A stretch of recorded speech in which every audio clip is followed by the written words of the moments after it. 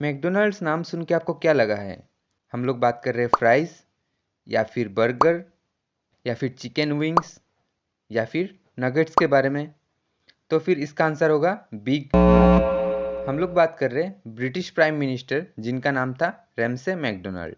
इन्होंने क्या किया? इन्होंने 1932 को एक प्रस्ताव प्रेरित किया जिसको बोला गया है मैकडोनल्ड अवार्ड। ये था भारत में सांप्रदायिक हितों के बीच विभिन्न संघर्षों को सुलझाने का ब्रिटेन का एक एकतरफा प्रयास। और इसमें ब्रिटिश गवर्नमेंट ये चाहता था कि भारत में जो चली आ रही थी कि अल्पसंख्यक लोगों के लिए अलग मतदान का व्यवस्था, उस पे दलित वर्ग के लोगों को भी शामिल किया जाए, जिससे कि क्या होगा, हिंदूज भी डिवाइड हो जाएंगे अपर कास्ट और लोअर कास्ट के बीच में।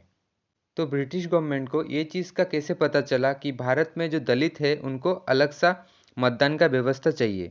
रातों रात तो ये हुआ नहीं होगा।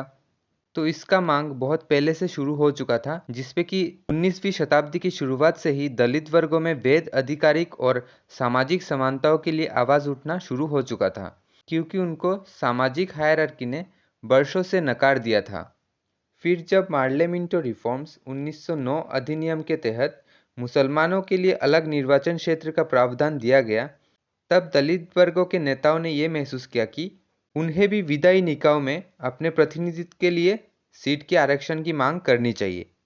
फिर जब साइमन कमीशन भारत में आया था, तो डॉक्टर बी.आर. आम्बेडकर ने उनको इस बात पे जोर दिया था कि दलित वर्गों के साथ हिंदू जाति से अलग एक स्वतंत्र अल्पसंख्यक के रूप में व्यवहार किया जाना चाहिए।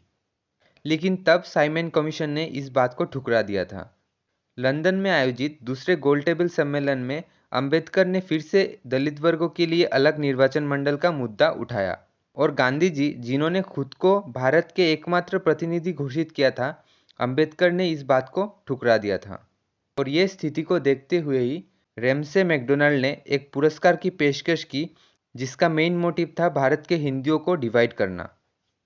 लेकिन गांधी जी ने इस बात को ठुकरा दिया, क्योंकि गांधी जी को लगा सांप्रदायिक पुरस्कार भारतीय एकता और अखंडता पे ब्रिटिश सरकार द्वारा किया गया एक हमला है।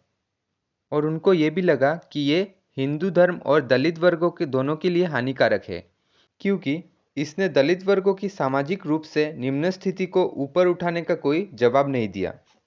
और एक बार अगर दलित वर्ग के लोगों को इलेक्टोरेटली डिवाइड कर दिया जाए, तो फिर अनटचेबिलिटी को ख़त्म करने की बात कमज़ोर हो जाएगा। और जो अलग निर्वाचक मंडल बनेगा, वो यही चाहेगा कि अनटचेबल हमेशा के लिए अनटचेबल ही बनी रहे। जबकि अंबेडकर ने इसका विपरीत किया था, उन्होंने सांप्रदायिक पुरस्कार का समर्थन किया था, क्योंकि अंबेडकर के अनुसार गांधी मुसलमानों और सिखों के लिए अलग निर्वाचक मंडल के लिए राजी हो सकते हैं, लेकिन गांधी अनुसूचित मतलब लोअर कास्ट के लोगों के लिए अलग निर्वाचक मंडल देने के लिए अनिच्छुक थे। इस प्रकार हम लोग देखें तो कुल मिलाकर सांप्रदायिक पुरस्कार कुछ और नहीं, बल्कि चुनावी राजनीति को और भारतीय प्रश्न को मोड़ने के लिए ब्रिटिश सरकार द्वारा एक दृढ़ संकल्प और संकेत था।